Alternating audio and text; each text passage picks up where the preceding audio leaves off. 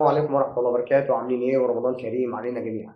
مباريات دوري الأبطال أفريقيا والإثارة حاضرة. مولد الصن داونز بيلعب بالليل عادي، مش بيلعب 3 العصر يعني كالمعتاد زي ما بيقابل الأهلي الترجي الوداد، لا مع أندية جنوب القارة بيلعب بالليل عادي وبيكسب على أرضه 3-0 ليحسن صعوده مبكرا لمباراة الذهاب.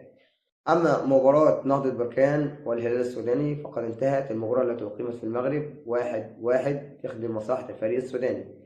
مباراة بيراميدز المصري مع الجيش الملكي المغربي أيضا في المغرب انتهت 1-1 في خدمة الفريق المصري بيراميدز المتوقع إنه يفوز هنا على ملعبه في الدفاع الجوي. أما المباراة اللي عليها أعين القارة كلها تكون مباراة الأهلي والترجي، حيث يستضيف شيخ الأندية التونسية الترجي التونسي المارد الأحمر في تمام 11 بتوقيت القاهرة غدا. هتكون مباراة شيقة ومباراة مثيرة، مباراة هنعمل لها فيديوهات بين فرقتين هم أصحاب الريكور وأصحاب الأرقام من حيث تسجيل الأهداف، من حيث الانتصارات خارج الأرض، من حيث عدد الانتصارات، من حيث عدد الفينالات. ناديين يعرفوا بعض، كتاب مفتوح لبعض، هنتكلم عنهم في فيديو تاني. دمتم سالمين، لا تنسونا بلايك الفيديو واشتراك في القناة. السلام عليكم ورحمة الله وبركاته.